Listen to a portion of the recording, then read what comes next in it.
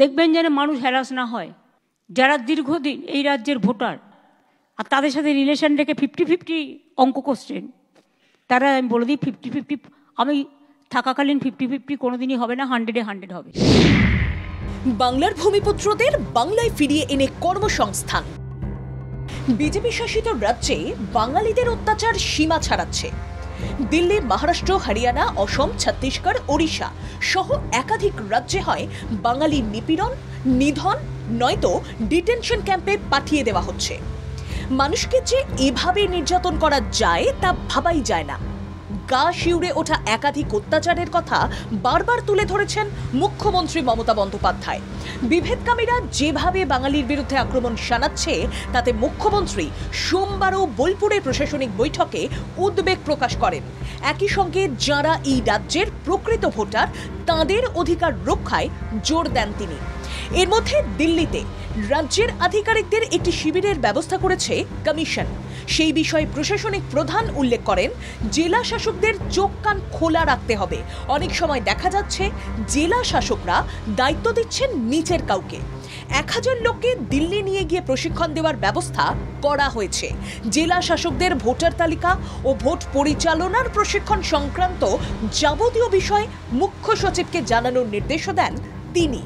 মুখ্যমন্ত্রীর বার্তা, বাংলার একজনও বৈধ ভোটার যাতে বাদ না যায় তা দেখতে হবে প্রশাসনকে। বাংলার বাইরে যাওয়া 22 লক্ষ শ্রমিককে বাংলায় ফিরিয়ে এনে কাজ দেওয়া হবে। বিকল্প কর্মসংস্থানের প্রকল্পের রূপরেখা ঠিক করবেন সামিদুল ইসলাম, মলয় ঘটক। রাজ্যের ভূমিপুত্রদের কর্মশ্রী প্রকল্পে যুক্ত করার নির্দেশ মুখ্যমন্ত্রীর। বীরভূমের শিল্প বিপ্লবের সূচনা হওয়া সময়ের অপেক্ষা। 35,000 কোটি টাকার প্রকল্পে 1 লক্ষ মানুষের রোজগারের সুযোগ করে দেবে বলে তিনি মনে করেন। বাংলার সঙ্গে বিজেপি শাসিত রাজ্যের তফাৎটাও তুলে ধরেন মমতা বন্দ্যোপাধ্যায়। এই রাজ্যে 1.5 কোটি ভিন রাজ্যের শ্রমিক স্বচ্ছন্দে, নিরাপদে ও শান্তিতে কাজ করছে। আর বিজেপির রাজ্যে গেলেই বাংলার শ্রমিকদের রুটি রুজি কেড়ে নেওয়ার মতোই হয়রানি করা হচ্ছে। নাগরিক অধিকার রক্ষায় প্রশাসনকে সতর্ক বার্তা দিয়ে মানবিক বাংলার মুখ তুলে ধরেন মুখ্যমন্ত্রী। দুজনে মিলে বসে সিএসের সাথে কাল পরশুই বসে একটা স্কিম তৈরি করো, ওদের ফিরিয়ে আনো। আমার দরকার নেই বাংলার বাইরে গিয়ে কিছু দালালের কথা শুনে যখন অত্যাচার হয় তখন তারা থাকে না, পালিয়ে যায়। জনহিতকর জল প্রকল্পে কেন্দ্রের বঞ্চনা সত্ত্বেও রাজ্য বাংলার মানুষকে বিনামূল্যে পরিশুদ্ধ পানীয় জল পৌঁছে দিতে বদ্ধপরিকর। যেখানে কেন্দ্রের 40% অর্থ দেওয়ার প্রয়োজন সেখানে তারা দিচ্ছে না। কেন্দ্র না দেওয়ায় জল স্বপ্ন প্রকল্পে রাজ্যই 90% অর্থ প্রদান করছে।